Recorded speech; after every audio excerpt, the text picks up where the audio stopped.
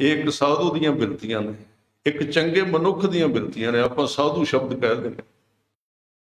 ਜਿਹੜਾ ਇਨਸਾਨ, ਜਿਹੜਾ ਮਨੁੱਖ, ਜਿਹੜਾ ਖਾਲਸਾ ਗੁਰੂ ਗੋਬਿੰਦ ਸਿੰਘ ਪਾਤਸ਼ਾਹ ਨੇ ਘੜਿਆ, ਉਹ ਇਸ ਤਰ੍ਹਾਂ ਦਾ ਹੈ ਕਿ ਦੁਨੀਆ ਦੇ ਵਿੱਚ ਉਹਦਾ ਪਹਿਰਾਵਾ, ਉਹਦਾ ਰਹਿਣ ਸਹਿਣ ਬਹਿਣ ਬਾਦਸ਼ਾਹ ਵਾਂਗੂ ਹੋਏਗਾ। ਦੁਨੀਆ ਦੇ ਲੋਕ ਕਹਿਣਗੇ ਤੇ ਮਾਇਆ ਵਿੱਚ ਫਸਿਆ ਹੋਇਆ, ਉਹ ਰਹੇਗਾ ਦੁਨੀਆ ਦੇ ਵਿੱਚ ਬਾਦਸ਼ਾਹ ਵਾਂਗੂ, ਪਰ ਉਹਦੇ ਡੂੰਘੇ ਥਾਂ ਤੇ ਇੱਕ ਦਰਵੇਸ਼ੀ ਬਣੀ ਰਹੇਗੀ। ਦਰਵੇਸ਼ੀ ਦਾ ਮਤਲਬ ਇਹ ਹੈ ਕਿ ਉਹਦੀ ਸੁਰਤੀ ਡੂੰਘੇ ਥਾਂ ਤੇ ਨਾਮ ਨਾਲ ਜੁੜੀ ਰਹਿੰਦੀ ਹੈ। ਕਦੀ ਉਹਦੇ ਮਨ ਵਿੱਚ ਇਹ ਨਹੀਂ ਹੁੰਦਾ ਵੀ ਸਦਾ ਇੱਥੇ ਰਹਿਣ। ਉਹਦੇ ਅੰਦਰ ਇੱਕ ਧੁਨ ਵੱਜਦੀ ਰਹਿੰਦੀ ਹੈ, ਧੁਨ ਵੱਜਦੀ ਰਹਿੰਦੀ ਹੈ ਕਿ ਜਗ ਰਚਨਾ ਸਭ ਝੂਠ ਹੈ। ਹੁਣ ਝੂਠ ਦਾ ਮਤਲਬ ਬੜਾ ਔਖਾ ਹੈ। ਝੂਠ ਵੀ ਸਮਝਣਾ ਤੇ ਉਹਦੇ ਵਿੱਚ ਵੀ ਰਹਿਣਾ ਤੇ ਉਹਦੇ ਵਾਸਤੇ ਮਿਹਨਤ ਵੀ ਕਰਨੀ ਤੇ ਕੰਮ ਵੀ ਕਰਨੇ। ਸਮਾਜ ਹੈ, ਜਾਂ ਜਿਵੇਂ ਭਾਈ ਸਾਹਿਬ ਪੰਥ ਦੀ ਗੱਲ ਕਰ ਰਹੇ ਸੀ, ਪੰਥ ਵਾਸਤੇ ਜਨੂਨ ਹੋਣਾ, ਪੰਥ ਵਾਸਤੇ ਲੜਨਾ, ਵੀ ਸਾਡੀ ਆ ਹੱਦ ਹੈ, ਇੱਥੋਂ ਦੂਜਾ ਦੇਸ਼ ਸ਼ੁਰੂ ਹੁੰਦਾ ਹੈ, ਆ ਸਾਡਾ ਦੇਸ਼ ਹੈ, ਸਾਡੇ ਹੱਕ ਨੇ, ਆ ਦੂਜੇ ਦੇ ਹੱਕ ਨੇ। ਇਸ ਪੱਧਰ ਤੇ ਇੱਥੇ ਸਾਨੂੰ ਰਹਿਣਾ ਹੀ ਪਏਗਾ। ਇਹ ਗੁਰੂ ਗੋਬਿੰਦ ਸਿੰਘ ਜੀ ਨੇ ਵੀ ਕੀਤਾ, ਪਰ ਸਾਧ ਸੰਗਤ ਜੀ ਉਹ ਅੰਦਰ ਇੱਕ ਥਾਂ ਬਣੀ ਰਹੀ ਕਿ ਇਹ ਖੇਡ ਹੈ। ਕਲਗੀਧਰ ਪਾਤਸ਼ਾਹ ਨੇ ਕਿਹਾ, ਮੈਂ ਹੂੰ ਪਰਮ ਪੁਰਖ ਕੋ ਦਾਸਾ, ਦੇਖਣ ਆਇਓ ਜਗਤ ਤਮਾਸ਼ਾ। ਇਹ ਤਮਾਸ਼ਾ ਹੈ ਵੈਸੇ। ਹੁਣ ਮਹਾਰਾਜ ਨੇ ਕਿਹਾ ਤੂੰ ਇਹਨੂੰ ਤਮਾਸ਼ਾ ਜਾਂ ਨਾਟਕ, ਗੁਰੂ ਸਾਹਿਬ ਦੀ ਇੱਕ ਬਾਣੀ ਹੈ ਬਚਿੱਤਰ ਨਾਟਕ। ਅੱਜ ਦੇ ਉੱਤੇ ਕੌਮ ਨੂੰ ਕਮਜ਼ੋਰ ਕਰਨ ਵਾਸਤੇ ਪਿਛਲੇ 20 ਸਾਲ ਸਾਡੇ ਕੁਝ ਵਿਦਵਾਨਾਂ ਨੂੰ ਸਰਕਾਰਾਂ ਨੇ ਖਰੀਦ ਕੇ ਕੌਮ ਵਿੱਚ ਰੌਲਾ ਪਵਾਇਆ। ਇਹਦੇ ਵਾਸਤੇ ਵੀ ਤੁਹਾਨੂੰ ਕਈ ਝਗੜਿਆਂ ਲੜਾਈਆਂ ਵਿੱਚੋਂ ਲੰਘਣਾ ਪਿਆ। ਖਾਸ ਤੌਰ ਤੇ ਭਾਈ ਦਰਸ਼ਨ ਸਿੰਘ ਜੀ ਬੈਠੇ ਵਿਦੇਸ਼ਾਂ ਦੇ ਵਿੱਚ, ਇੱਥੇ ਨਹੀਂ ਇਹ ਰੌਲੇ ਇੰਨੇ ਪੈਂਦੇ, ਉੱਥੇ ਸੌਖਾ ਹੈ ਕਿਉਂਕਿ ਕਾਨੂੰਨ ਰਖਵਾਲੀ ਕਰ ਲੈਂਦਾ ਜੇ ਕੂਰਾ ਪਰਾ ਕਰੇ ਤਾਂ। ਉੱਥੇ ਸੌਖਾ ਹੈ ਰੌਲੇ ਪਾਉਣੇ ਇਸ ਤਰ੍ਹਾਂ ਦੇ। ਇੱਥੇ ਤਾਂ ਸਾਧ ਸੰਗਤ ਜੀ ਹਿਸਾਬ ਕਿਤਾਬ ਹੋਰ ਤਰ੍ਹਾਂ ਦਾ ਹੈ। ਇੱਥੇ ਤਾਂ ਮੌਕੇ ਤੇ ਕਈ ਵਾਰੀ ਤਰੀਕ ਭੁਗਤ ਜਾਂਦੀ, ਜਾਣੇ ਨਹੀਂ ਪੈਂਦਾ ਕਿਤੇ। ਤਾਂ ਇਹ ਗੁਰੂ ਸਾਹਿਬ ਨੇ ਉਸ ਗ੍ਰੰਥ ਦਾ, ਜੋ 10ਮ ਪਾਤਸ਼ਾਹ ਦਾ ਗ੍ਰੰਥ ਹੈ, ਉਹਦਾ ਪਹਿਲਾ ਨਾਮ ਵੀ ਬਚਿੱਤਰ ਨਾਟਕ ਸੀ। ਬਚਿੱਤਰ ਦਾ ਮਤਲਬ ਹੁੰਦਾ ਹੈਰਾਨ ਕਰ ਦੇਣ ਵਾਲਾ, ਵਿਚਿੱਤਰ। ਤੇ ਨਾਟਕ ਦਾ ਮਤਲਬ ਹੁੰਦਾ ਜੋ ਲੱਗੇ ਅਸਲੀ ਤੇ ਹੋਵੇ ਨਕਲੀ। ਨਾਟਕ ਦਾ ਮਤਲਬ ਕੀ, ਆਪਾਂ ਸੀਰੀਅਲ ਵੇਖਦੇ ਆ, ਸੀਰੀਅਲ ਦੇ ਵਿੱਚ ਦੋ ਧੜੇ ਆਪਸ ਵਿੱਚ ਲੜਦੇ ਨੇ, ਇਸ ਤਰ੍ਹਾਂ ਇੱਕ ਦੂਜੇ ਨੂੰ ਬੋਲਦੇ ਨੇ, ਇਸ ਤਰ੍ਹਾਂ ਇੱਕ ਦੂਜੇ ਨੂੰ ਘੂਰਦੇ ਨੇ, ਤੇ ਜਦੋਂ ਆਪਣਾ ਉਹਨਾਂ ਦਾ ਪਾਰਟਸ ਜਿਹੜਾ ਉਹ ਕਰ ਲੈਂਦੇ ਨੇ ਤੇ ਬਾਅਦ ਵਿੱਚ ਇਕੱਠੇ ਜਾ ਕੇ ਚਾਹ ਪੀਂਦੇ ਨੇ, ਗੱਲਾਂ ਬਾਤਾਂ ਮਾਰਦੇ ਨੇ। ਹੁਣ ਦੋ ਚੀਜ਼ਾਂ ਹੋ ਗਈਆਂ ਨਾ। ਮੰਚ ਦੇ ਉੱਤੇ ਉਹ ਸੱਚ ਨਾਲ ਪੂਰਾ ਤਨਦੇਹੀ ਨਾਲ ਕਰਦੇ, ਨਹੀਂ ਤੇ ਉਹ ਨਾਟਕ ਫੇਲ ਹੋ ਜਾਂਦਾ ਜੇ ਉਹਦੇ ਵਿੱਚ ਐਕਟਿੰਗ ਪੂਰੀ ਨਾ ਹੋਵੇ। ਇਸ ਲਈ ਮਹਾਰਾਜ ਨੇ ਵੀ ਕਿਹਾ ਕਿ ਗੁਰੂ ਕੇ ਸਿੱਖਾ, ਜੇ ਤੇਰੀ ਸੰਸਾਰ ਦੇ ਵਿੱਚ ਸੰਸਾਰੀ ਵਾਲੀ ਐਕਟਿੰਗ ਨਾ ਹੋਈ ਤੇ ਪੰਥ ਦੇ ਤੌਰ ਤੇ ਤੂੰ ਫੇਲ ਹੋ ਜਾਏਗਾ। ਸੰਸਾਰ ਦੇ ਵਿੱਚ ਤੈਨੂੰ ਪੂਰੀ ਐਕਟਿੰਗ ਕਰਨੀ ਪੈਣੀ। ਸੰਸਾਰ ਦੇ ਵਿੱਚ ਤੈਨੂੰ ਪੂਰੀ ਤਰ੍ਹਾਂ ਇੰਜ ਦਿਸਣਾ ਪੈਣਾ ਵੀ ਇਹ ਮਾਇਆ ਦੇ ਵਿੱਚ ਖੁੱਭਾ ਹੋਇਆ। ਸੰਸਾਰ ਦੇ ਵਿੱਚ ਤੈਨੂੰ ਹਰ ਇੱਕ ਖਿੱਤੇ ਦੇ ਵਿੱਚ ਅਲੱਗ ਤੋਂ ਕੰਮ ਕਰਨਾ ਪੈਣਾ। ਪਰ ਕਈ ਵਾਰੀ ਜਾਂ ਜ਼ਿਆਦਾ ਵਾਰੀ ਇਹ ਹੁੰਦਾ ਵੀ ਬਹੁਤੀਆਂ ਕੌਮਾਂ ਫਿਰ ਸਾਧ ਸੰਗਤ ਜੀ ਸੰਸਾਰ ਨੂੰ ਹੀ ਸੱਚ ਸਮਝ ਲੈਂਦੀਆਂ ਨੇ ਤੇ ਦੁਨੀਆ ਦੇ ਤਖਤੇ ਤੇ ਉਹ ਰੁਲ ਗਈਆਂ ਸਮਝ। ਸਿੱਖੀ ਨੂੰ ਇਹਦੇ ਤੋਂ ਬਚਾਉਣ ਵਾਸਤੇ ਸਿੱਖ ਨੂੰ ਗੁਰੂ ਸਾਹਿਬ ਨੇ ਅਧਿਆਤਮਵਾਦੀ ਬਣਾਇਆ। ਉਹ ਸਵੇਰੇ ਸ਼ਾਮ ਨਿਤਨੇਮ ਵਿੱਚ ਆਪਣੀ ਸੁਰਤੀ ਜ਼ਰੂਰ ਲਾਏ। ਇੱਥੋਂ ਤੱਕ ਗੁਰੂ ਸਾਹਿਬ, ਗੁਰੂ ਗ੍ਰੰਥ ਸਾਹਿਬ ਜੀ ਨੂੰ ਆਪਾਂ ਮੱਥਾ ਟੇਕਣੇ ਆ ਤੇ ਮਹਾਰਾਜ ਸੱਚੇ ਪਾਤਸ਼ਾਹ ਜੀ ਕਹਿੰਦੇ ਨੇ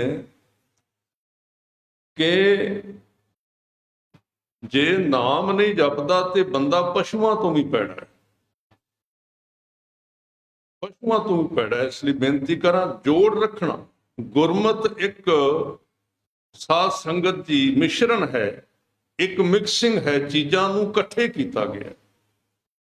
ਗੁਰਮਤਿ ਇੱਕ ਪਾਸੇ ਨਾਲ ਨਹੀਂ ਜੁੜੀ ਹੋਈ ਵੀ ਤੁਸੀਂ ਇਕੱਲੀ ਸਮਾਜ ਦੀ ਗੱਲ ਕਰੀ ਚੱਲੋ, ਤੁਸੀਂ ਇਕੱਲੇ ਵਾਤਾਵਰਣ ਦੀ ਗੱਲ ਕਰੀ ਚਲੋ। ਕਈਆਂ ਲੋਕਾਂ ਨੇ ਇਸ ਗੁਰੂ ਗ੍ਰੰਥ ਸਾਹਿਬ ਨੂੰ ਜਾਂ ਸਿੱਖ ਧਰਮ ਨੂੰ ਇਸ ਨਜ਼ਰ ਨਾਲ ਵੇਖਿਆ। ਕਿਹੜੀ ਨਜ਼ਰ?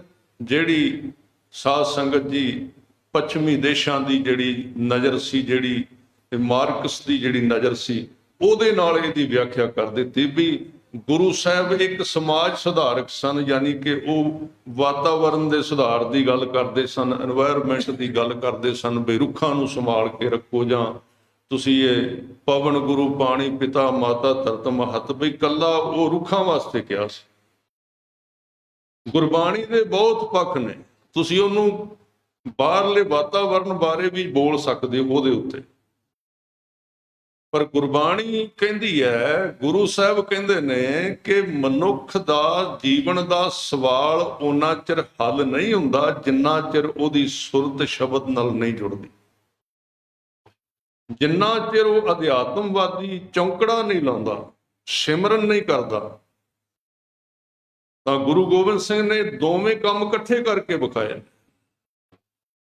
ਇੱਕ ਪਾਸੇ ਬਾਦਸ਼ਾਹ ਇੱਥੋਂ ਤੱਕ ਬਈ ਜੇ ਮੌਕੇ ਦਾ ਬਾਦਸ਼ਾਹ 22 ਰਾਜਿਆਂ ਦਾ ਜਿਹੜਾ ਮੁੱਖ ਸੀ, ਵੀ ਭੀਮ ਚੰਦ ਜਦੋਂ ਗੁਰੂ ਸਾਹਿਬ ਦੇ ਦਰਸ਼ਨ ਕਰਨ ਆਇਆ ਤੇ ਮਹਾਰਾਜ ਦੀ ਉਮਰ ਅਜੇ 20 ਤੋਂ ਥੱਲੇ ਸੀ, ਕੁਝ ਉਮਰ ਜਵਾਨ ਸੀ, ਕੁਝ ਠਾਠ ਬਾਠ ਸ਼ਾਹੀ ਸਨ, ਤੇ ਮਹਾਰਾਜ ਦੀ ਸੁੰਦਰਤਾ ਬੜੀ ਸੀ, ਤੇ ਭੀਮ ਚੰਦ ਜਿਹੜਾ ਉਹ ਬੁੱਢਾ ਹੋ ਚੁੱਕਾ ਸੀ। ਤੇ ਜਦੋਂ ਆਇਆ, ਹੁਣ ਰਾਜਿਆਂ ਬਾਦਸ਼ਾਹ ਨੂੰ ਤੇ ਹੁੰਦਾ ਹੈ ਵੀ ਜਿੱਥੇ ਅਸੀਂ ਜਾਈਏ ਸਾਰੇ ਲੋਕ ਸਾਡੇ ਵੱਲੋਂ ਵੇਖਣ, ਇਹ ਹੁੰਦਾ ਬੰਦੇ ਦੇ ਮਨ ਦੇ ਵਿੱਚ, ਆਮ ਬੰਦੇ ਵਿੱਚ ਤਾਂ ਹੁੰਦਾ ਹੀ ਹੈ ਚਲੋ, ਪਰ ਜਿਹੜਾ ਖਾਸ ਤੌਰ ਤੇ ਇਸ ਲਾਈਨ ਦੇ ਵਿੱਚ ਉਹਨੂੰ ਹੁੰਦਾ ਵੀ ਇੱਕ ਵਾਰੀ ਪਤਾ ਲੱਗ ਜਾਵੇ ਮੈਂ ਇੱਥੇ ਆਇਆ। ਤਾਂ ਭੀਮ ਚੰਦ ਉਸ ਤਰ੍ਹਾਂ ਆਇਆ ਵੀ ਜਦੋਂ ਮੈਂ ਅੰਦਰ ਦਰਬਾਰ ਵਿੱਚ ਜਾਵਾਂਗਾ, ਪਿੱਛੇ ਉਹ ਲੋਕ ਹੋਣਗੇ ਸਾਰੇ ਜਣੇ, ਤੇ ਪੂਰਾ ਲੋਕ ਮੈਨੂੰ ਵੇਖਣਗੇ ਵੀ ਵਾਕਈ 22 ਧਾਰ ਦੇ ਰਾਜਿਆਂ ਦਾ ਮੁਖੀ ਆਇਆ, ਤੇ ਗੁਰੂ ਦੀ ਉੱਥੇ ਗੱਲ ਫਿੱਕੀ ਪੈ ਜਾਏਗੀ ਤੇ ਮੇਰਾ ਪ੍ਰਭਾਵ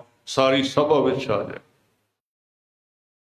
ਪਰ ਉਹਨੂੰ ਕੀ ਪਤਾ ਸੀ ਵੀ ਇੱਥੇ ਸੁੰਦਰਤਾ ਇਕੱਲੀ ਸਰੀਰ ਦੀ ਨਹੀਂ ਹੈ, ਇਸ ਘਰ ਦੇ ਵਿੱਚ ਇੱਥੇ ਸੁੰਦਰਤਾ ਉਸ ਗੁਰੂ ਦੀ ਹੈ ਜਿਹੜਾ ਆਪਣੀ ਬਾਣੀ ਵਿੱਚ ਕਹਿੰਦਾ ਹੈ ਕਿ ਸਾਹਿਬ ਦਿਮਾਗ ਹੈ ਕਿ ਹੁਸਨਲ ਚਿਰਾਗ ਹੈ। ਪਰਮਾਤਮਾ ਬੜਾ ਸੁੰਦਰ ਹੈ, ਨਿਰਜਰ ਨਿਰੂਪ ਹੋ ਕੇ ਸੁੰਦਰ ਸਰੂਪ ਹੋ ਕੇ ਭੂਪਨ ਕੇ ਭੂਪ ਹੋ ਕੇ ਦਾਤਾ ਮਹਾਦਾਨ। ਹੁਣ ਪਰਮਾਤਮਾ ਪ੍ਰਗਟ ਹੋਇਆ ਸੀ ਸਤਿਗੁਰਾਂ ਦੇ ਰੂਪ ਦੇ ਵਿੱਚ, ਤੇ ਸੁੰਦਰਤਾ ਹੀ ਬੜੀ ਸੀ। ਕਲਗੀਧਰ ਪਾਤਸ਼ਾਹ ਦੀ ਜਿਹੜੀ ਖਿੱਚ ਸੀ ਉਹ ਬੜੇ ਲੋਕਾਂ ਨੂੰ ਪਈ। ਬਹੁਤ ਲੋਕ ਗੁਰੂ ਦੇ ਪ੍ਰੇਮੀ ਬਣ ਕੇ ਕੋਲ ਜਾ ਕੇ, ਕਈ ਲੜਨ ਵੀ ਗਏ ਸਨ। 2-3 ਐਸੇ ਜਰਨੈਲ ਸਨ ਜਿਹੜੇ ਬੜੇ ਬਹਾਦਰ ਸਨ, ਔਰੰਗਜ਼ੇਬ ਦੇ ਜਰਨੈਲ, ਜਿਹੜੇ ਗੁਰੂ ਗੋਬਿੰਦ ਸਿੰਘ ਜੀ ਦੇ ਅੱਗੇ ਟਾਕਰਾ ਮੁਕਾਬਲਾ ਕਰਨ ਵਾਸਤੇ ਗਏ, ਤੇ ਜਦੋਂ ਮਹਾਰਾਜ ਸਾਹਿਬ ਪਾਤਸ਼ਾਹ ਦੇ ਦਰਸ਼ਨ ਕੀਤੇ ਤੇ ਦਰਸ਼ਨ ਕਰਕੇ ਮੋਹਿਤ ਹੋ ਗਿਆ, ਤੇ ਇੰਜ ਲੱਗਾ ਵੀ ਗੁਰੂ ਮੇਰਾ ਆਪਣਾ, ਖਿੱਚ ਪਏ। ਤਾਂ ਹੁਣ ਜਦੋਂ ਅੰਦਰ ਗਿਆ ਦਰਬਾਰ ਵਿੱਚ ਭੀਮ ਚੰਦ, ਤੇ ਗੁਰੂ ਸਾਹਿਬ ਦੇ ਚਿਹਰੇ ਅੱਗੇ ਜਲਾ ਦੇ ਅੱਗੇ ਫਿੱਕਾ ਪੈ ਗਿਆ, ਤੇ ਮਹਾਰਾਜ ਕਹਿੰਦੇ ਆਓ ਰਾਜਨ। ਗੁਰੂ ਸਾਹਿਬ ਦੇ ਪਿੱਛੇ ਇੱਕ ਹਾਥੀ ਖੜਾ ਸੀ, ਉਹ ਚੌਰ ਕਰ ਰਿਹਾ ਸੀ, ਪ੍ਰਸ਼ਾਦੀ ਹਾਥੀ, ਬੜਾ ਸੋਹਣਾ ਪੰਡਾਲ ਸੀ। ਤੇ ਮਹਾਰਾਜ ਕਹਿੰਦੇ ਬੈਠ ਜਾਓ, ਥੱਕੇ ਹੋਏ ਲੱਗਦੇ ਹੋ। ਕਹਿੰਦੇ ਹਾਂ ਮੈਂ ਥੱਕ ਗਿਆ, ਕਿਉਂਕਿ ਜਦੋਂ ਬੰਦੇ ਦਾ ਮਨ ਦੀ ਉਹਨੂੰ ਖੁਰਾਕ ਨਾ ਮਿਲੇ, ਉਸੇ ਵੇਲੇ ਸਰੀਰ ਨਹੀਂ ਥੱਕਦੇ, ਕਦੀ ਮਨ ਥੱਕਦੇ ਨੇ। ਜਿਹੜੇ ਬੰਦੇ ਨੂੰ 10-15 ਜਣੇ ਸਾਧ ਸੰਗਤ ਦੀ ਫਤਿਹ ਬੁਲਾਉਣ ਲੱਗ ਪੈਣ, ਤੇ ਜੇ ਉਹ ਕਿਤੇ ਜਾਏ ਤੇ ਕੋਈ ਬੰਦਾ ਅੱਗੋਂ ਬੋਲੇ ਨਾ ਫਤਿਹ ਨਾ ਬੁਲਾਏ, ਤੇ ਉਹ ਵੀ ਥੱਕ ਜਾਂਦਾ ਉਸ ਵੇਲੇ। ਇਹ ਇੱਕ ਖੁਰਾਕ ਹੁੰਦੀ ਹੈ, ਆ ਵੋਟਾਂ ਦੀ ਖਾਸ ਕਰਕੇ ਹੁੰਦੀ ਹੈ। ਆ ਸਾਡਾ ਵੀ ਹੁਣ ਅਕਾਲੀ ਦਲ ਥੱਕਿਆ ਹੋਇਆ ਅੱਜ ਕੱਲ੍ਹ ਵਿਚਾਰੇ। ਪੰਥ ਨੇ ਇੰਨੀ ਮਾਨਤਾ ਦਿੱਤੀ ਸੀ ਕਿਉਂਕਿ ਪੰਥ ਦੀ ਪਾਰਟੀ ਸੀ, ਪਰ ਉਹਨੇ ਕਿਹਾ ਵੀ ਮਾਤਾ ਨੇ ਪੜ੍ਹਾਇਆ ਸੀ ਬੱਚੇ ਨੂੰ, ਤੇ ਪਿਆਰ ਦੇ ਨਾਲ ਪਿਆਰ ਕਰ ਰਹੀ ਸੀ, ਮੇਰਾ ਬੇਟਾ ਥਾਣੇਦਾਰ ਬਣੇਗਾ। ਉਹ ਕਹਿੰਦਾ ਮਾਂ ਥਾਣੇਦਾਰ ਬਣੇਗਾ? ਕਹਿੰਦੇ ਹਾਂ, ਮੇਰੀ ਇਹ ਅਰਦਾਸ ਹੈ, ਮੇਰੀ ਅਸੀਸ ਹੈ, ਤੂੰ ਥਾਣੇਦਾਰ ਬਣੇ। ਤੇ ਕੋਲ ਪਿਤਾ ਬੈਠਾ ਸੀ, ਉਹਨੇ ਕਿਹਾ ਵੀ ਕਿਹਨੂੰ ਪੜੇਗਾ? ਕਹਿੰਦੇ ਸਭ ਤੋਂ ਪਹਿਲਾਂ ਮਾਂ ਨੂੰ ਫੜ ਕੇ ਕੁੱਟਾਂਗਾ, ਇਸ ਵਾਸਤੇ ਬਣਾ। ਉਹ ਕੰਮ ਹੋਇਆ। ਥੱਕਦਾ ਬੰਦਾ ਜਦੋਂ ਉਹਨੂੰ ਖੁਰਾਕ ਨਾ ਮਿਲੇ, ਬੜੀ ਵੱਡੀ ਖੁਰਾਕ ਹੈ। ਕਈ ਮੈਨੂੰ ਲੋਕ ਕਹਿੰਦੇ ਵੀ ਇਹ ਬੰਦੇ ਸੌਂਦੇ ਵੀ ਨਹੀਂ, ਰਾਤ ਦੇ 1 ਵਜੇ ਤੱਕ ਰੈਲੀਆਂ ਕਰਦੇ, 4 ਵਜੇ ਫਿਰ ਪੱਗ ਬੰਨ ਕੇ ਬੈਠੇ ਹੁੰਦੇ ਨੇ। ਮੈਂ ਕਿਹਾ ਇਹਨਾਂ ਨੂੰ ਖੁਰਾਕ ਬੜੀ ਮਿਲਦੀ। ਖੁਰਾਕ ਇਕੱਲੀ ਰੋਟੀ ਦੀ ਥੋੜਾ ਹੁੰਦੀ ਹੈ, ਜਦੋਂ ਪਿੱਛੇ ਨਾਅਰੇ ਲੱਗਦੇ ਨੇ ਤੇ ਖੁਰਾਕ ਬਣ ਜਾਂਦੀ, ਸਰੀਰ ਤੁਰ ਪੈਂਦਾ। ਤੇ ਜਿਨ੍ਹਾਂ ਨੂੰ ਰੱਬ ਦੀ ਬਾਦਸ਼ਾਹਤ ਮਿਲੀ, ਉਹਨਾਂ ਨੂੰ 24 ਘੰਟੇ ਕਦੀ ਥਕਾਵਟ ਨਹੀਂ ਹੁੰਦੀ। ਉਹਨਾਂ ਦੇ ਪਿੱਛੇ ਜੈ ਜੈਕਾਰ ਦੀਆਂ ਧੁਨਾਂ ਉੱਠਦੀਆਂ ਰਹਿੰਦੀਆਂ ਨੇ। ਉਹਨਾਂ ਨੂੰ ਸੰਸਾਰ ਦੀਆਂ ਵਡਿਆਈਆਂ ਦੀ ਮਿਲਣ ਤਾਂ ਚੰਗੀ ਗੱਲ ਹੈ, ਨਾ ਮਿਲਣ ਤੇ ਉਹਨਾਂ ਦੇ ਜੀਵਨ ਤੇ ਕੋਈ ਪ੍ਰਭਾਵ ਨਹੀਂ ਪੈਂਦਾ। ਭੀਮ ਸ਼ਾਹ ਥੱਕ ਗਿਆ, ਗੁਰੂ ਸਾਹਿਬ ਦੀ ਵਡਿਆਈ ਵੇਖ ਵਾਪਸ ਚਲਾ ਗਿਆ। ਮਹਾਰਾਜ ਤੋਂ ਜਾ ਕੇ ਬੰਦਾ ਭੇਜਿਆ ਵੀ ਮੈਂ ਮਿਲਣ ਨਹੀਂ ਹੁਣ ਆਉਣਾ, ਤੇ ਮੈਨੂੰ 2-3 ਚੀਜ਼ਾਂ ਦੇ ਦਿਓ, ਪ੍ਰਸ਼ਾਦੀ ਹਾਥੀ ਤੇ ਚੰਦਨ ਦੀ ਚੌਂਕੀ ਤੇ ਆਹ ਚੀਜ਼ਾਂ ਦੇ ਦਿਓ। ਮਹਾਰਾਜ ਹੱਸ ਪਏ, ਕਹਿੰਦੇ ਭੀਮ ਚੰਦ ਤੈਨੂੰ ਹਾਥੀ ਦਿਸ ਪਿਆ, ਉਹਦੇ ਪਿੱਛੇ ਖੜਾ ਸੀ, ਮੈਂ ਨਹੀਂ ਦਿਸਿਆ, ਅੱਗੇ ਬੈਠਾ ਹੈ। ਮੈਨੂੰ ਕਹਿੰਦਾ ਵੀ ਮਹਾਰਾਜ ਤੁਸੀਂ ਘਰ ਆਓ, ਤੇ ਹਾਥੀ ਨੇ ਤੇ ਆਪੇ ਮਗਰ ਆ ਜਾਣਾ ਸੀ, ਪਰ ਬੰਦਾ ਨਹੀਂ ਚਾਹੁੰਦਾ ਵੀ ਗੁਰੂ ਮੇਰੇ ਜੀਵਨ ਵਿੱਚ ਆਵੇ। ਤੋ ਗੱਲ ਛੋਟੀ ਕਰਾਂ, ਯਾਨੀ ਕਿ ਸਮਾਗਮ ਜਿਹੜਾ ਸਮਾਪਤੀ ਵੀ ਕਰਨੀ, ਔਰ ਬੁਲਾਰੇ ਵੀ ਕਈ ਭਾਈ ਸਾਹਿਬ ਨੇ ਕਿਹਾ ਵੀ ਬੋਲਣਾ। ਗੁਰੂ ਸਾਹਿਬ ਨੇ ਜਿਹੜੀ ਇੱਥੇ ਸਿੱਖ ਨੂੰ ਜ਼ਿੰਦਗੀ ਬਖਸ਼ੀ ਹੈ, ਉਹ ਬਾਦਸ਼ਾਹ ਦਰਵੇਸ਼ ਦੀ ਜ਼ਿੰਦਗੀ ਬਖਸ਼ੀ, ਔਰ ਇਹਨੂੰ ਤਮਾਸ਼ਾ ਕਿਹਾ ਸੰਸਾਰ ਦੇ ਇਸ ਨਾਟਕ ਦੇ ਵਿੱਚ। ਚੰਗੀ ਤਰ੍ਹਾਂ ਇਸ ਨਾਟਕ ਨੂੰ ਖੇਡਣਾ ਹੈ, ਇਹਦੇ ਵਿੱਚ ਰਹਿਣਾ, ਆਪਣੇ ਫਰਜ਼ ਜਿਹੜੇ ਨੇ, ਜਿਹੜੀ ਲੋੜ ਹੈ, ਪਰ ਅੰਦਰੋਂ ਬੰਦਗੀ ਦੀ ਜਿਹੜੀ ਤਾਰ ਹੈ ਉਹ ਜੁੜੀ ਰਹਿਣੀ ਚਾਹੀਦੀ।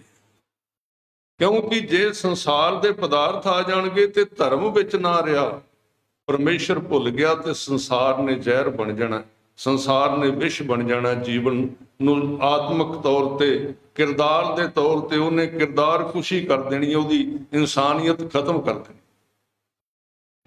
ਮਹਾਰਾਜ ਇਸ ਤਰ੍ਹਾਂ ਦੀ ਬਾਦਸ਼ਾਹਤ ਵਿੱਚ ਰਹਿੰਦੇ ਸੀ। ਕਲਗੀਧਰ ਇੱਕ ਸਾਧ ਸੰਗਤ ਦੀ ਕੋਈ ਸਾਧੂ ਆਇਆ ਤੇ ਉਹਨੇ ਕੱਪੜੇ ਪੁਰਾਣੇ ਪਾਏ ਸੀ, ਤੇ ਮਹਾਰਾਜ ਤੋਂ ਵੇਖ ਕੇ ਜਦੋਂ ਉਹਨਾਂ ਨੇ ਬਾਦਸ਼ਾਹ ਵਾਲਾ ਸਰੂਪ ਪਾਇਆ ਹੋਇਆ ਸੀ, ਤੇ ਉਹਦੇ ਮਨ ਵਿੱਚ ਸ਼ੰਕਾ ਆ ਗਿਆ। ਆਇਆ ਸੀ ਕੁਝ ਦਿਨ ਰਹਿਣ ਵਾਸਤੇ, ਕਿਉਂਕਿ ਹੋਰ ਮਜ਼੍ਹਬਾਂ ਦੇ ਫਕੀਰ ਵੀ ਗੁਰੂ ਸਾਹਿਬ ਕੋਲ ਆਉਂਦੇ ਸੀ ਅਧਿਆਤਮਿਕ ਲਾਭ ਲੈਣ ਵਾਸਤੇ। ਪਰ ਜਦੋਂ ਉਹਨੇ ਵੇਖਿਆ ਵੀ ਇਹ ਤੇ ਸ਼ਾਹੀ ਠਾਠ ਬਾਠ ਵਿੱਚ ਰਹਿੰਦੇ ਨੇ, ਉਹਨੇ ਕਿਹਾ ਤੇ ਕੋਈ ਰੱਬ ਦੀ ਗੱਲ ਤਾਂ ਹੈ ਨਹੀਂ। ਉਸੇ ਵੇਲੇ ਵਾਪਸ ਮੁੜਨ ਲੱਗਾ ਤੇ ਮਹਾਰਾਜ ਨੇ ਆਵਾਜ਼ ਦਿੱਤੀ, ਕਹਿੰਦੇ ਠਹਿਰੋ ਫਕੀਰ ਜੀ, ਕੀ ਗੱਲ ਬੜੀ ਕਾਹਲ ਹੈ। ਸ਼ੰਕਾ ਮਨ ਦਾ ਗੁਰੂ ਸਾਹਿਬ ਨੇ ਜਾਣ ਲਿਆ, ਕਿਵੇਂ ਰਹਿਣਾ ਸੰਸਾਰ ਦੇ ਵਿੱਚ। ਉਹ ਕਹਿੰਦਾ ਮਹਾਰਾਜ ਨੇ ਮੈਂ ਜਾਣਾ, ਮੈਂ ਤੁਹਾਨੂੰ ਦਰਸ਼ਨ ਕਰ ਲਿਆ, ਮੈਂ ਜਾਣਾ। ਸਤਿਗੁਰੂ ਕਹਿੰਦੇ ਤੂੰ ਰਹਿਣ ਵਾਸਤੇ ਆਇਆ ਸੀ, ਇੰਨੀ ਕਾਹਲ ਕਾਹਦੀ, ਚਾਹ ਪਾਣੀ ਪ੍ਰਸ਼ਾਦਾ ਪਾਣੀ ਛਕ ਆਰਾਮ ਨਾਲ। ਕਹਿੰਦੇ ਨਹੀਂ ਮਹਾਰਾਜ, ਮੈਂ ਜੋ ਕੁਝ ਲੈਣ ਵਾਸਤੇ ਆਇਆ ਸੀ ਉਹ ਇੱਥੇ ਹੈ ਨਹੀਂ, ਤੁਸੀਂ ਤੇ ਸ਼ਾਹੀ ਠਾਠਾਂ ਬਾਠਾਂ ਦੇ ਵਿੱਚ ਬੈਠੇ ਹੋਏ। ਮਹਾਰਾਜ ਸੱਚੇ ਪਾਤਸ਼ਾਹ ਕਹਿਣ ਲੱਗੇ ਚੰਗਾ ਤੇਰੀ ਮਰਜ਼ੀ ਹੈ, ਫਿਰ ਚਲਾ ਜਾ, ਪਰ ਇੱਕ ਗੱਲ ਤੈਨੂੰ ਕਹਿ ਦਿੰਦੇ ਆ ਵੀ 8 ਦਿਨਾਂ ਵਿੱਚ ਤੇਰੀ ਮੌਤ ਆ ਜਾਣੀ। ਹੁਣ ਫਕੀਰ ਸੀ ਕੱਚਾ ਪੱਕਾ ਵਿਚਾਰਾ, ਇਹ ਤੇ ਹੈ ਨਹੀਂ ਸੀ ਵੀ ਮੌਤ ਤੋਂ ਡਰ ਨਾ ਹੋਵੇ। ਜਦੋਂ ਸੁਣਿਆ ਵੀ ਤੇਰੀ ਮੌਤ 8 ਦਿਨਾਂ ਵਿੱਚ ਆ ਜਾਣੀ, ਤਾਂ ਉਸੇ ਵੇਲੇ ਅੰਦਰ ਡਰ, ਖੌਫ, ਡਰ ਆ ਗਿਆ, ਤਰੇਲੀਆਂ ਆ ਗਈਆਂ।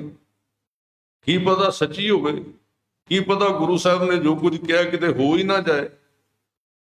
ਵਾਪਸ ਗਿਆ ਤੇ ਸਹੀ, ਪਰ ਉੱਥੇ ਹੀ ਰਹਿ ਗਿਆ, ਸੋਚਦਾ 8 ਦਿਨਾਂ ਵਿੱਚ ਤੇ ਭੱਜਿਆ ਵੀ ਕੁਝ ਨਹੀਂ ਬਣਨਾ, ਤੇ ਚਲੋ ਗੁਰੂ ਦੇ ਚਰਨਾਂ ਵਿੱਚ ਹੀ ਰਹਿੰਦੇ ਆ, ਚਲੋ ਇਹ ਛਡਾ ਲਏਗਾ ਜਮਾਂ ਤੋਂ, ਇੰਨੇ ਦਿਨਾਂ ਵਿੱਚ ਹੋਰ ਤੇ ਕੁਝ ਬਣਨਾ ਨਹੀਂ। ਜਦੋਂ 8 ਦਿਨ ਸਾਧ ਸੰਗਤ ਜੀ ਲੰਘੇ ਨਾ, ਤੇ ਫਕੀਰ ਨੇ ਜੋ ਉਹਨਾਂ 8 ਦਿਨਾਂ ਦੇ ਵਿੱਚ ਰੋਟੀ ਪਾਣੀ ਛੱਡ ਦਿੱਤਾ ਖਾਣਾ, ਕਿਉਂਕਿ ਮੌਤ 8 ਪਰ ਯਾਦ ਰਹਿੰਦੀ, ਖਾਣਾ ਪੀਣਾ ਘੱਟ, ਕੋਈ ਪਤਾ ਨਹੀਂ ਕੌਣ ਕੋਲੋਂ ਲੰਘਿਆ ਕੌਣ ਗਿਆ, ਬਸ ਇੱਕੋ ਹੀ ਰੱਬ ਨੂੰ ਆਵਾਜ਼ਾਂ ਮਾਰੀ ਜਾਂਦਾ ਵੀ ਬਚਾ ਕੇ ਰੱਖੀ। ਜਦੋਂ 8 ਦਿਨ ਹੋਏ ਨਾ ਤੇ ਸਰੀਰ ਦੀ ਮੌਤ ਨਾ ਹੋਈ, ਤੇ ਮਹਾਰਾਜ ਦੇ ਕੋਲ ਭੱਜ ਕੇ ਆਇਆ ਗੁੱਸੇ ਦੇ ਨਾਲ, ਕਹਿਣ ਲੱਗਾ ਮਹਾਰਾਜ ਤੁਸੀਂ ਮੇਰੇ ਨਾਲ ਮਖੌਲ ਕੀਤਾ, ਮੌਤ ਤੇ ਆਈ ਨਹੀਂ, ਮੇਰੀ 8 ਦਿਨ ਲੰਘ ਗਏ। ਸਤਿਗੁਰੂ ਕਹਿੰਦੇ ਉਹ ਗੱਲ ਫਿਰ ਕਰਾਂਗੇ, ਅਸਾਂ ਝੂਠ ਨਹੀਂ ਬੋਲਿਆ, ਪਰ ਮੈਨੂੰ ਇਹ ਦੱਸ ਵੀ ਤੈਨੂੰ ਇਹਨਾਂ 8 ਦਿਨਾਂ ਦੇ ਵਿੱਚ ਸੰਸਾਰ ਚੰਗਾ ਲੱਗਾ?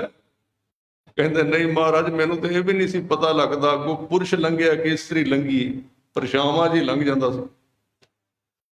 ਮਹਾਰਾਜ ਕਹਿੰਦੇ ਹੋਰ ਖਾਣਾ ਪੀਣਾ ਚੰਗਾ ਲੱਗਾ, ਕਹਿੰਦੇ ਕੁਝ ਦਿਸਦਾ ਹੀ ਨਹੀਂ ਸੀ, ਬਸ ਮੌਤ ਤੋਂ ਬਿਨਾਂ, ਤੇ ਨਾ ਵਿਕਾਰਾਂ ਵੱਲ ਮਨ ਜਾਂਦਾ ਸੀ। ਤੇ ਸਤਿਗੁਰਾਂ ਨੇ ਕਿਹਾ ਸ਼ੰਕਾ ਤੂੰ ਸਾਡੇ ਤੇ ਕਰਨਾ ਤੇ ਸਾਡੇ ਕੱਪੜੇ ਵੇਖ ਕੇ ਕਰਨਾ, ਜਿਹੜੀ ਮੌਤ ਤੈਨੂੰ 8 ਦਿਨ ਦੂਰ ਦਿਸਦੀ ਹੈ ਨਾ, ਉਹਨੂੰ ਅਸੀਂ 8 ਪਲ ਵੀ ਦੂਰ ਨਹੀਂ ਜਾਣਦੇ। ਤੇ ਸੰਸਾਰ ਦੇ ਜਿਹੜੀਆਂ ਸ਼ਾਹੀ ਠਾਠ ਨੇ ਸਾਨੂੰ ਕਿਵੇਂ ਰੱਬ ਤੋਂ ਤੋੜ ਲੈਣ। ਬਾਕੀ ਤੂੰ ਕਿਹਾ ਸੀ 8 ਦਿਨਾਂ ਵਿੱਚ, ਅਸੀਂ ਕਿਹਾ ਸੀ ਵੀ ਤੇਰੀ ਮੌਤ ਆਏਗੀ, ਤੇ ਮਹਾਰਾਜ ਨੇ ਕੁੰਡੀ ਪਾਈ ਸੀ, ਕਹਿਣ ਲੱਗੇ ਇਹ ਤਾਂ ਹੈ ਹੀ ਸੱਚ, ਜਿਹਨੂੰ ਮਰਜ਼ੀ ਪੁੱਛ ਲੈ, ਮੌਤ ਤੇ ਆਉਂਦੀ ਹੈ 8 ਦਿਨਾਂ ਦੇ ਵਿੱਚ, 7 ਦਿਨਾਂ ਦੇ ਵਿੱਚ ਹੀ ਹੈ। ਮੌਤ ਤਾਂ ਆਉਂਦੀ ਹੈ 7 ਦਿਨਾਂ ਵਿੱਚ, 8ਵਾਂ ਤੇ ਦੇਣੀ ਕੋਈ ਨਹੀਂ, ਸੋਮਵਾਰ ਤੋਂ ਲੈ ਕੇ ਗਿਣ ਲੈ ਤੇ ਦੇਣੀ 7 ਨੇ, 8ਵਾਂ ਦੇਣੀ ਕੋਈ ਨਹੀਂ, ਤੇ ਸਾਰੇ ਲੋਕਾਂ ਦੀ ਮੌਤ 7 ਦਿਨਾਂ ਵਿੱਚ ਹੀ ਆਉਂਦੀ ਹੈ, ਇਹਦੇ ਵਿੱਚ ਕਿਹੜੀ ਗੱਲ ਹੈ।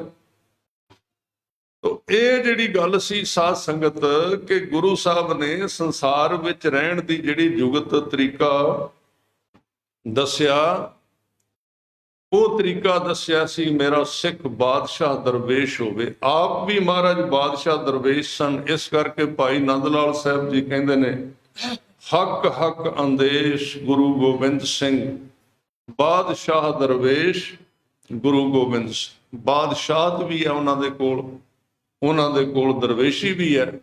ਸੋ ਇਹ ਜੀਵਨ ਜਾਚ ਗੁਰੂ ਸਾਹਿਬ ਨੇ ਸਾਨੂੰ ਦੱਸੀ ਹੈ ਸਾਧ ਸੰਗਤ ਜੀ। ਸੋ ਸਮਾਂ ਜਿਹੜਾ ਸੀਮਤ ਹੈ, ਔਰ ਸਤਿਗੁਰੂ ਕਿਰਪਾ ਕਰਨ, ਭਾਈ ਦਰਸ਼ਨ ਸਿੰਘ ਜੀ ਫਰੀ ਮੌਟ ਤੋਂ ਹਨ, ਜਦੋਂ ਇਹਨਾਂ ਨੇ ਮੈਨੂੰ ਦੱਸਿਆ, ਫੋਨ ਕੀਤਾ, ਜਸਪਾਲ ਸਿੰਘ ਨੂੰ ਕਿਹਾ ਕਿ ਬਜ਼ੁਰਗ ਚੜ੍ਹਾਈ ਕਰ ਗਏ ਹਨ, ਤੇ ਕੋਈ ਜ਼ਿਆਦਾ ਬਿਮਾਰ ਵੀ ਨਹੀਂ ਸਨ, ਠੀਕ ਠਾਕ ਸਨ। ਇਹ ਅਕਾਲ ਪੁਰਖ ਦੇ ਹੱਥ ਦੇ ਵਿੱਚ ਜਿੰਨੇ ਜਿੰਨੇ ਸਵਾਸ ਨੇ, ਇਹ ਖੇਡ ਬਣੀ ਹੈ। ਬਸ ਇਹੀ ਹੈ, ਮਨੁੱਖ ਕਰਕੇ ਕਿਵੇਂ ਦੇ ਕਰਮ, ਕਿਵੇਂ ਦੇ ਕਰਕੇ ਗਿਆ ਹੈ, ਕਿਵੇਂ ਦੇ ਕੰਮ ਕਰਕੇ ਗਿਆ ਹੈ, ਕਿੰਨਾ ਕੁ ਉਹਨੇ ਸਿਮਰਨ ਕੀਤਾ, ਇਹਦੇ ਤੇ ਡਿਪੈਂਡ ਕਰਦਾ। ਸੋ ਸਤਿਗੁਰੂ ਕਿਰਪਾ ਕਰਨ, ਆਪਣੇ ਚਰਨਾਂ ਨਾਲ ਪਰਿਵਾਰ ਨੂੰ ਜੋੜ ਕੇ ਧੀਰਜ ਚੜ੍ਹਦੀ ਕਲਾ ਬਖਸ਼ਿਸ਼ ਕਰਨ।